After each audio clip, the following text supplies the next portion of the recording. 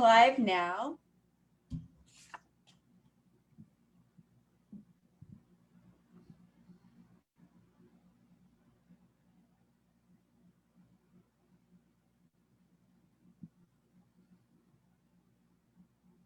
And it says that we're live. Mm-hmm. And do you see it? I see it on the Zoom, yeah. I guess got to look for it on Facebook here. Okay. You should have been did you tag me this time? It would not let me tag you, but it is public. Okay. So see if I can holler if you want me to email it to you. It's probably easiest if you do, because I don't see you for some reason on Facebook. This is so crazy.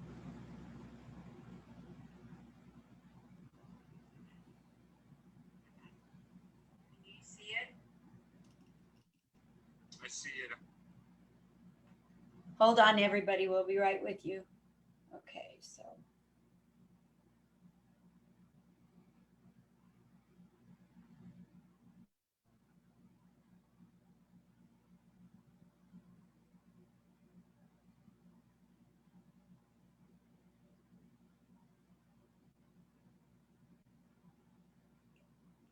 Now see if it lets you get into it.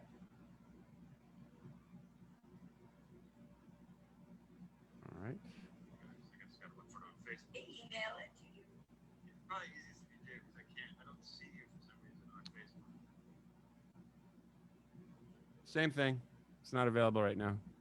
That's so weird. But I mean, that's okay. Maybe I can share it after the fact or something. It stays Maybe up, that's right? it. I don't know why, because I don't have you blocked. I looked at my block list, and that's so short. I saw that you were not blocked. Yeah, I'm not sure. Maybe that's it. I don't. Okay. Well, we're live. We've been live for a short minute here. Today, I am so delighted on Comic Spot. Welcome, welcome. Have a seat or do your dishes. It doesn't matter. But the main thing is today we have an amazing person who I got to meet about a week ago at the World Series of Comedy in Vegas. Adam Muller. Adam Muller. Perfect. Thank you. And Adam Muller is the co-host of the Uncommonwealth podcast. So we're going to plug that for him throughout the show. It's going to be our little comedy callback. And I want you to get to know him as I get to know him. Welcome to the stage, Adam Muller. Yeah, thanks for having me. Thank you for coming. How are you doing today? Oh, I'm great. Awesome. What's going on in New York City since you got back from the contest? Not much, because you got, when you come back into the state, you've got to self-quarantine and get. So I've been at home. I've had except for two COVID tests, both negative. But I had it in March, so of course it's negative. But so I haven't done much. So you had COVID in March. Was that a rough go, or was it pretty light? No, I was very lucky. It was very light for me. Good. Well, talk to me about Adam Muller. Who are you besides comedy? Oh, wow, that's such a specific question. I know. What an easy. Who are you? I don't know. If I met you at a coffee shop, let's say I sat down next to you and I go, "Hey, who are you?" I'd be very skeptical of why you were asking that question if you sat down. Who are you? Yeah, pretend an old lady with no agenda sits down next to you. Yeah. Just like, what have you done in your life? Who are you? Oh, what have I? I feel like that's like when you get interviewed and they're like, "Walk me through your resume," and then you're just like, "All right, I guess I was born in a, wooden shack in the foothills of Manitoba or something." I think that's like the ultimate question that I don't think you can ever answer. I feel like if someone has an answer for who they are, they're a boring person. Or maybe they're not a boring person, but like they're simplifying. I mean, I know, like, I've done some stuff. I've had jobs. I'm doing comedy. I'm sitting in a sauna is what it looks like. But who am I? Oh gosh. Where did you grow up? I grew up in Canada. No way. Yeah, way. I went to high school in Toronto in eastern, I guess eastern-ish Canada. Mhm. Um, but before that, I was in Calgary in Western Canada. I pronounced the second T because I know there's an American audience. If I was in Canada, I'd say Toronto. As a local, you don't pronounce that second T. So there's a hot tip for everybody. Wow. They know you're an American or not from Canada when you do that. Yes. Wow. Yeah. You can't enunciate the whole thing, or they know that you're phony. What's the biggest difference between growing up in Canada and what you see growing up out of America? Is Oh this a wow. loaded question? Yeah, I like that these are very specific, easy questions. What do you say? It's colder. It's colder generally. I don't know. I don't know that there's that. I mean, culturally, I think it's very similar. There's so much overlap. You're exposed to so many of the same things, like from like TV shows and other media and things, movies and whatnot. You speak the same language. We have a few more U's in a lot of words than you do, but otherwise, I think it's very similar as a kid. It's probably when you get old enough to understand that, like, that not everyone has universal health care, that you start to feel like, oh, there's a difference. And maybe a subtle political and cultural difference. Canadians are a little more polite, a little more passive aggressive, perhaps. I love that. But That's yeah. good to know. Like, how many years have you been in New York? And we'll go back to your childhood in a minute, but how many years have you not been in Canada? Oh, I've been lived in the United States since like after high school. Okay. So I've lived in the US longer than I lived in Canada, I figured as much. which is weird, but true. What all kinds of, day jobs have you done in America that you want to brag about on live Zoom? Well, if we just keep it to the legal ones, I worked in finance for a long time. So I was Me too. oh, what did you do? I was a corporate trainer with Mm. Washington Mutual. Oh, wild. That sounds Yeah, I interesting. helped them go bankrupt. Ah, One trainee at a time. yeah. It sounds like that was interesting training. Sounds like it didn't work. No, I was a banker in New York for a while. Wow. Because I moved here, for college, and then just sort of stayed. So What college? I went to Colby College in Maine. Wow. I feel like if you're coming from Canada, Maine's a good place to go for like to get into America. Nice and Yes. cold and snowy. You got to ease yourself into the race war. You don't want to just jump right in. Yes. No, but Maine was nice, and then I just worked my way south. I lived in Boston for a while, then New York. Did you do comedy in Boston? No, I started comedy in New York. Okay. What was your first club? First club I did would have been Caroline's. Yeah, that's part of a class with your namesake, Linda Smith. Yes. Teaching, There's a copycat over there. Yeah, she doesn't have the Marcus though, so it's different. Yeah. But no, Linda Smith's class. Yeah. She's the reason I had to put in the Marcus. Well, because if you search for Linda Smith comedian, absolutely, yeah. Yeah. That would get very confusing. So tell me about her class. That was a good class, like most kind of beginner comedy classes, once a week. You go in, you tell some jokes, you get some feedback, and then there's sort of a show at the end where everyone invites their family and friends, and it's a good time. And I think I did zero research. I just Googled like comedy classes, and it was search optimization probably put it at the top of the list, which is the only reason I picked that one. But it turned out to be great. They're all good. Frankly, in New York, all of the intro comedy classes tend to have the same structure. They're all a lot of fun because everyone's very excited to be trying stand up, and everyone it's a very supportive crowd at those class graduation shows because it's very exciting to watch someone do something that's scary for the first time. Yes. How So, did you feel it went? I felt like it went well because like the things I was worried about didn't happen. Like I was just worried about forgetting the jokes and just standing there like an idiot with nothing to say. The jokes actually being funny was totally like a secondary thing for me at the time because I was just so terrified of forgetting the words. So the fact that there was like modest laughter at a few points made it a huge success because I didn't forget anything. Yes. Yeah. Yes. So what's your comedy career been like? Brag to me about what all you've accomplished. How many years ago was that? And what all have you done? Because you're in solid at West Side Comedy Club, so you're probably going on stage with Well, big names. I'm in solid at going to the open mics at West Side Comedy Club for sure, which anyone can do. Just to be clear, I'm still very, very early in this whole thing. I'm not even sure I'd call it a career yet. I aspire to be able to call it that, but I feel like comedy is an interesting thing like that because anyone can do an open mic, right? If you show up at the appointed time and put your name in the hat or the bucket. In some cases, pay $5 or buy a drink or whatever the requirement is. And some of them are just free, like the ones at Westside, which is great. You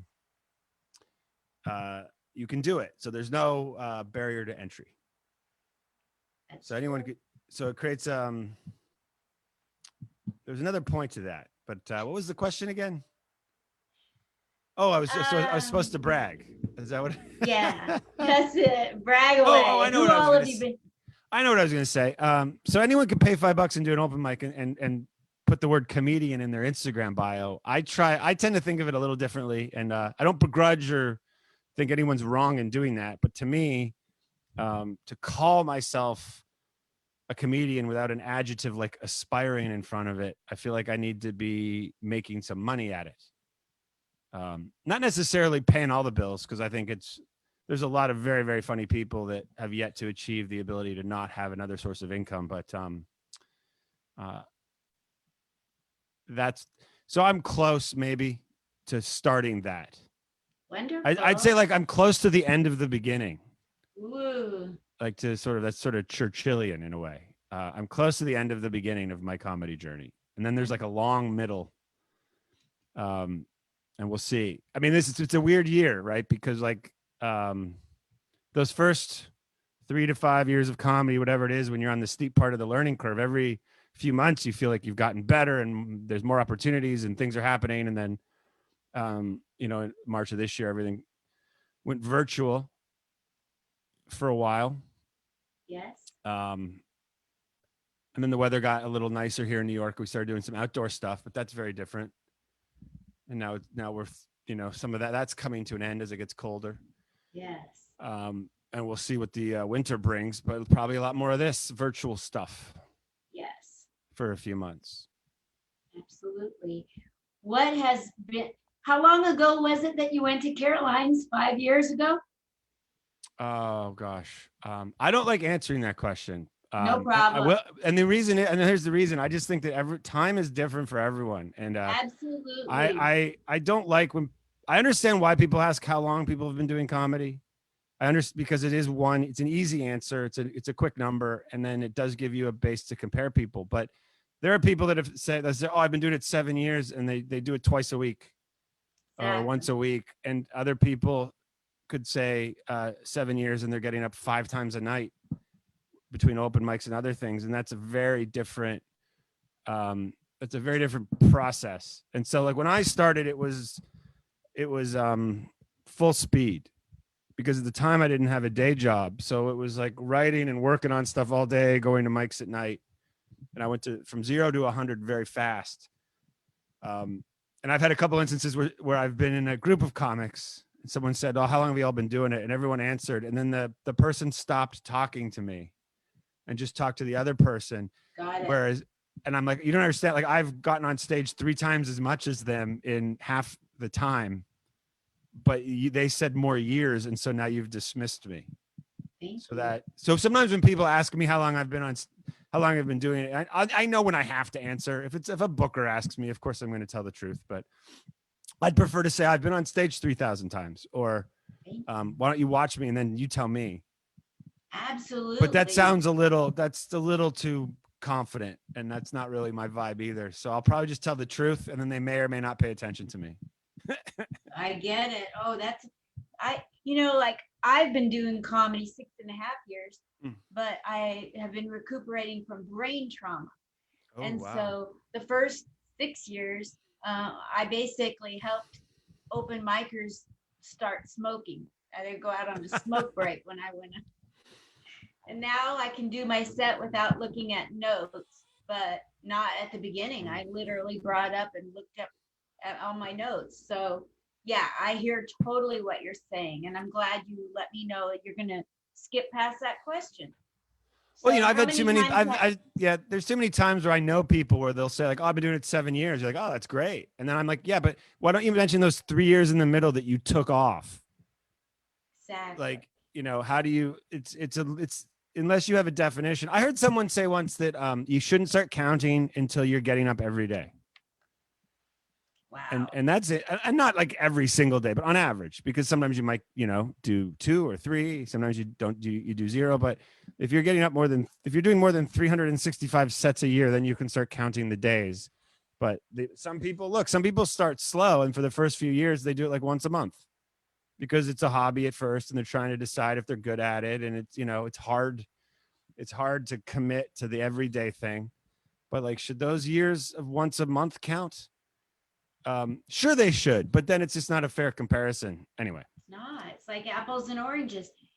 It takes me 30 times practicing a day for 2 weeks to memorize one Mm. 5 minute set. So I don't necessarily go up that much, but I'm practicing every But you're putting the day. time in. Yeah, and everyone's So got weird. different. Yeah, some people write on stage, so if they're not doing open mics or shows, they're not writing. Other people put pencil to paper, so there's a lot they can accomplish while they're not on stage. Everyone's kind of got a different path and timeline, and approaches it with a different intensity.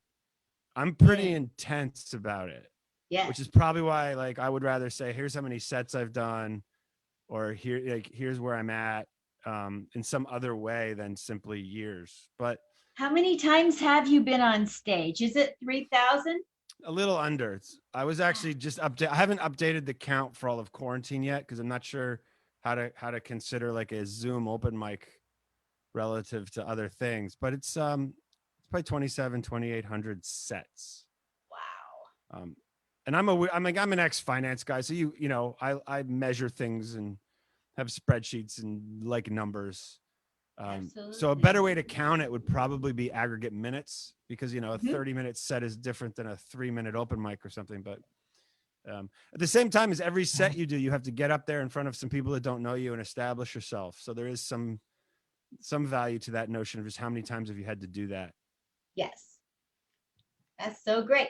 So in your 2,800 times performing, Mm. what have you learned, and what have you learned that you never thought would be a part of comedy?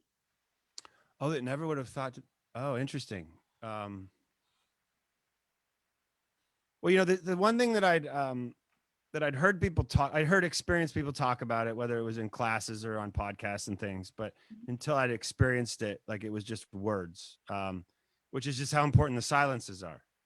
Yes. And like Ha- the difference between someone who's new and uncomfortable and someone who's confident, um, is often the ability to stand there and still appear confident during the silences, and even use them and even stretch them out a bit yes. to your benefit. But at first, like, silence is terrifying. Yes. I'm trying to practice it right now. Yeah, Yeah. absolutely. So Um, do you use silence? I think not like deliberately, but I think as I've done more and gotten more confident, and I still have a ways to go, I don't mind taking a breath or looking around, or if something doesn't work, just letting it sit for a second or two. and not lose my train of thought, not lose my place, still be present and kind of enjoy it in a way, and try to still be confident in that moment. It doesn't bother me as much. Absolutely. Um, yeah, because What's it's the okay. It's best? okay to take time to think. Yeah. It's also interesting that the time as you perceive it on stage is very different than the way the audience perceives it. It seems like Yes. forever to you, and it's an instant. And that takes a while to figure out. Because sometimes there'll be some like you'll have some sort of like light choreography, like you're gonna hold a pose or something, and you want to hold it for an uncomfortably long amount of time, and you think you have, and then you see a tape, and it doesn't look like that at all, Wow. and you realize you've got to do it so much longer than you think if you want it to look like a deliberate thing. Wow. Now And that you're just teaching me. yeah. Well, it's weird how like, and maybe it's something about the adrenaline you have when you're on stage, but time passes in a very different way. Kind of like when you dial 911 and it's like, what took you so long? And it was like 3 minutes Oh, or four, and it feels like an hour. yeah. There's that time adrenaline thing, making time seem different. So, what's the best and worst that's happened to you when you've been performing? Oh, wow. I mean, I guess the worst is just when it just goes terribly. Particularly if if it's some sort of important audition or festival or contest or something. It's very disappointing to not do well, but it happens all the time. So at some point you just get used to it. Um, and your threshold for what you consider a bad set changes over time. Like something that might be a bad, Explain me. Yeah, well, something that might feel like, oh, that didn't go well today. 2 years ago, that might have felt great. true. Um, but yeah, I mean, when you want to do well and you don't, it can be very disappointing. Um, what's gone well? What's the best? That, like, if you had to it, let's say you had to stop comedy today. What's the one thing you'd say? Well, at least I did. I don't think there's one thing. I just think there's those great sets that you have, and that feeling when you're done, and where that is just very satisfying. So I think, and then I've had a handful of those where I was just like, wow, like based on where I'm at and the tools I have today, that could not have gone better. Yes. Like in that moment in time, that was the most I was capable of doing, and I hit it. Which doesn't mean I can't do better over time. That's the whole goal, right? But in that moment, that's the best, and that feels great because that's what you're trying to do every time, and it's rare. It is. And you're the only one that has experienced every one of your shows, so you're the only one, like personally, that knows how that stacks up. And so those are very exciting. Like I felt great in Vegas 2 weeks ago or 10 days ago, whenever that was. It was a killer set. There were two things. There's two jokes that didn't work the way I wanted them to, but in 8 minutes, the rest of it went great, and I couldn't have asked for more, especially in a kind of COVID socially distanced setting in a different environment where there's it's in the back of people's minds even when you're live right now. So it's a different. So yeah, and I went very early in the show, so I felt like the place wasn't quite as loose as it got towards the end of the show, but I like to think like I helped loosen it up. Absolutely. And then the show was great after that. And so I got off that stage, and like, it's a contest. So I never assume I'm going to move on in a contest. It's so hard. I would, comedy's hard enough as a comedian. I can't imagine trying to judge it. So thanks to everyone who judged at the World Series of Comedy, like my show and all the shows, cause that's not an easy thing to do. And they're donating their time and traveling to do that. So that's much appreciated. So I felt good after that. But it's those kinds of sets. You're like, oh, that's great. That's what in that environment at that time with the exception of there's one or two lines that I was like, oh, wish I hadn't done that one line here or there. But 7.5 minutes of the 8 minutes I was very happy with. Oh my gosh, it was a killer set, and I'm not saying that to brown nose. I've got nothing to gain by saying it. It's the truth. You had a killer set, and I was shocked that you were not called up as, called to move on. Well, it's nice of you to say. I was also very and again, it's a personal point of pride that the two guys that moved on, it's hard because of the COVID restrictions. We weren't allowed, and there wasn't room for all the comics in the room during the show. So I don't have the ability to fully get, how they did. I heard some of it from outside the door. I watched a bit of it on the live stream. And it sounded like they both did great. I was very proud of the fact that I had that set, and it was clean and I didn't swear, and I could do that set at 1 p.m. at a brunch show with kids in the room, or I could do it at midnight in a club with a bunch of drunk adults, and hopefully could do well in either environment. And that's kind of what I'm going for. And so when that works, it's always great. Well, I wrote to you privately, and I'm going to say it right here that I think you're ready for late night. That set is a late night set. Well, gosh, a lot has to go right for that to happen, including late night coming back. Yeah, I guess they're doing the shows, but it's not quite the same yet. Yeah. But no, that would be that'd be a dream come true if that ever happened. Yeah, I wish that when you're on late night, they could have a guest on Zoom late night, and they could have a board full of people clapping and laughing, a big Zoom thing. Yeah, I think they've tried a few things. I think so far. I'm sure they're thinking about how they'd want to do it. Yeah. I also think there's a lot of very, very talented comics that would be great for it that haven't had that opportunity yet. So I will modestly get in the back of the line and hope over time something like that happens. That'd be wonderful. So if people want to see that set that you did, because sometimes club owners and bookers and agents get on here. So how can they see your killer set at the World Series of Comedy? Well, if any club owner or booker wants to see it, absolutely you can. You can see as much of me as I have on tape. You could send me a message on Instagram, email me, adammullercomedy@gmail.com, and I will gladly send you a YouTube link. I don't have that tape yet, but they did tape it, and I'll be getting it soon.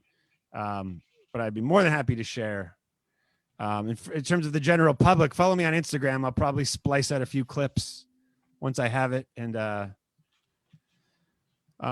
I have an older set from last year from the World Series of Comedy at the Boston Satellite Festival they did at Laugh Boston on my website. So that's public. So you can always check that out. What's your website? It's adammullercomedy.com. Got it. Oh, I guess that makes sense. That's the email. Yes. adammullercomedy.com. So your comedy, what is the main thing you're going for? When will you know that you've accomplished everything? Like me, it's Madison Square Garden. I'm not going to lie. Oh, interesting. In terms of a goal. Yeah, I don't care what's a wonderful goal. What a wonderful goal. I think you should have goals that are very hard to achieve, if not impossible. It helps you motivate. I like to have shorter term goals. And then as soon as you get it, then you just create another one. Like even something like late night that you mentioned, huge goal, but there's so many steps between now and then. Like certain, my goal right now isn't even a personal goal. My goal would be for all of comedy, which is just to get the clubs back open because we get through this pandemic. That would be wonderful. Yes. Yes. And then to get, past at some clubs, get more stage time. It's all very, it's all very incremental. I think being someone that started comedy like a bit of an older age than a lot of people, because I didn't start, there are people that start when they're 15, a lot of people in their 20s. I waited a decade and a half, but there's a desire for instant gratification, and every once in a while someone does get that. There's someone that just for a it was very talented in the right place at the right time, and lightning strikes. But for most people, even the very, very successful people, it takes a long time to become an overnight success. So you have to just keep You got to keep grinding. Like when the lockdown happened, when I sat down in March after the first week of like, oh gosh, like, is this really happening in my lifetime? And then the next thought was, okay, I just have to make sure I'm funnier when this is over than when it started. And that's just the goal every day. I'm like to get a little funnier than yesterday. And there's many ways to do that, including writing and Zoom and, when the weather was nice, like rooftops and backyards and parks and anywhere you could find some people that would listen to you scream into a microphone.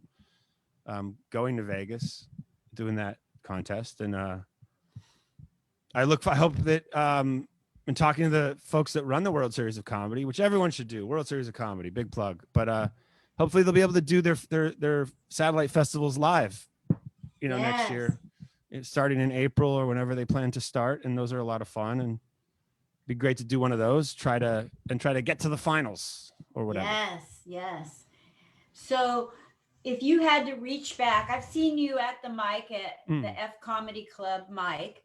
If you had to reach back and you want to tell a young person, young on stage, young in life, doing comedy, a tip, not a shortcut, but just something in general that everybody should know starting out in comedy at any age, of all that you've learned, what would be something that, just let me give you a tip. What would that be? Oh, wow. It's interesting because I think the tip is so specific to the person and their personality and their approach but if I had to sort of generalize a tip that could apply to a lot of people, I think it would be to try to think of it in an absolute terms about yourself. Like if you want to be anything, a lawyer, a banker, a doctor, or a comic, worry about getting yourself, developing the skills and stuff so that you can do that, and trying to get caught up in everyone else, which is good advice and impossible to follow. So hard. Because we all fall prey to that from time to time. We do. And also, and if you constantly comparing yourself, you have to compare yourself to other people. We live in a relative world, and if you do it in a positive way, where you're like, oh, that person's fantastic. What are they doing? Are there notes I should take from that? Should I be analyzing them and learning from them, as opposed to like, why did they get that? I should have got that. Amen. But and you'll fall prey to that. We all will. I will. Tomorrow I'll see something and be like, oh man. But then you just got to remember that doesn't control what you can control. Maybe. Same thing with starting later in life. Like I would have sitting here now. I wish I'd started doing stand up when I was 20. Me too. But I can't do that now. So I can't worry about it. I got hired by Caroline's Comedy Club in the 90s. Oh, wild. And my daughter got ill. The day that I got hired, I had to back out because she got ill that day. And that would have been awesome to start in the field at Caroline's. And my life might be very different today. But I actually started after I had her raised and got hit by a drunk driver and started at 63. Yeah. So that's that. Certain things you can't control. You just have to adapt. Yeah. So are you going to be a road comic, or are you already a road comic headlining around the country? Or? No, I'm not currently doing that. I would love, that's a goal. I would love to feature or host somewhere. If anyone needs a host or an opener, and I have a car, I'll drive. But that I've done some stuff here and there outside of New York. Most of it festival based, like the World Series of Comedy and some other things like that. But that'd be the next step if I can find someone willing to have me. Fabulous. To go and be the middle act. Absolutely. You're so good and so professional and so likable and so relatable and so funny with tight material. I'm telling you, this guy needs to be on late night. You watch. I bet you it won't be that long, and I'll see you on late night. Well, I hope it's from this. That'd be so cool. Wouldn't that be cool? That'd be fantastic. If I get the message saying, "Hey, send me the tape," because I saw you on Linda Marcus Smith's Facebook Live interview. Absolutely, Adam Mueller. And then I'll Well, end up in the movies. And when I'm accepting an Oscar, I'll be like, I would like to thank Linda Marcus Smith for that interview on November 24th, 2020. It started it all. that's it. That's it, man. I'm an influencer. What can I say? That'd be great. I'm gonna Let's change hope your that world. happens. Maybe we just Let's hope- planted the karmic seed. Let's plant that seed right now. We did it. Yes. I think the world of you. Is there? I'll give you up to 5 minutes to tell people a minute, 5 minutes where I stay out of the picture, and you get to talk to people that might be listening about anything Adam Mueller. Oh, that's the most uncomfortable thing I've ever been asked to do. Oh my gosh, you don't have. I'd rather. I prefer answering questions. I don't have anything to say. Cool. Follow me on Instagram. Okay. I have an embarrassingly low number of Instagram followers because people my age are just on Facebook, which Okay. isn't totally true, but you know. Okay. So- We'll follow you. hey, yeah, hey, Instagram. You know, if you have a following, the industry pays attention. It matters. It does. So Tell people to follow you on Instagram. yeah, at Booker- Adam.Mueller, which is Muller on Instagram. Okay. I'm not And looking at my phone right now, but I assume that right as I speak, people are just typing it in. It's clicking. You're getting that. It'll click. start vibrating any second with the notifications. Yes. And you're at F Comedy Club a lot at the mics if they want to check you out there. And you go to all the festivals and you're out there networking and you're a great guy. And there's no I certainly apply to a lot of festivals and give them my application fee. And if they'll have me, I'll be there. Wow. How many festivals have you been in? Oh God. I'm gonna say like a dozen, but ish over the years, which a few each year kind of thing, 3 or 4 a year. Nice. And I've participated in the World Series of Comedy the last 3 years, including this year. Wow. Which has been a lot of fun and a great way to meet a lot of comics. When will you be at the Fringe Festival? Like Edinburgh? Oh gosh, that'd be super fun. I think we need to wait for the pandemic to end, and then I need to figure out what's going on. But that'd be a fun thing to do. Yeah. I'm not sure that I'm quite there yet. But and there's a really big festival in Canada. What's that famous one? Just for Laughs is the very famous one in Montreal. That's also that's the dream come true kind of festival. That'd be a thrill, especially as a Canadian. You're good enough for that festival. Oh well, you're giving me a big head, but no, I feel it. Maybe someday. Oh my I would be thrilled just to get to audition for that festival. That would be a thrill. Absolutely. So, absolutely. You don't feel comfortable talking by yourself, so I started talking again. No, it's better. It's better for me. Good. I don't know what to say. I don't know what to say. I know you're wearing plaid and I'm wearing black, and it looks like you're in a sauna, and I have a Christmas tree, and I'm half Jewish. I don't know where. I'm half Jewish too, so I appreciate the Christmas tree. Yeah, sirree. I'm the wrong half Jewish. It was not my mother, so. Oh. I'm half Jewish, the bottom half. Oh my gosh. I can't wait to get back to F Comedy Club and see you there. And you guys support good people. This is a good person. I've met him. He's nice. He's always been kind to me. He's never dismissed me and said, okay, boomer. So you got to support him. And he's hella funny. So it's Adam Mueller, Adam.Mueller on Instagram. And if you're a booker agent, he'll send you his reels. And it's Adam Mueller comedy.com. No, I don't know. What's your email? I'm messing it up. Adam Mueller comedy at gmail.com. Gmail. That's what I forgot. Yeah. I'm talking like an old person. All righty. Well, thank you so much. Did I not ask you anything that you wanted to say? No, this was so much fun. I'm glad we did it. Cool. Thanks for having me. You bet. Is there anything I did not promote other than reminding everyone about your podcast, which is Uncommon Wealth Podcast? What's it about? Oh, check out the Uncommon Wealth podcast. It's not that long. It's not one of these rambling long podcasts. Each episode's about 20 minutes. There's 4 hosts. We all live in the US, but 2 of us are Canadian. One's Australian and one is from England. And we talk about our perspective on things as I guess members of the British Commonwealth, but living here.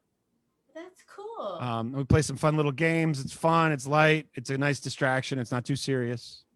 And it comes out every new episode every Wednesday. I think this week is the 39th episode, maybe. Wow.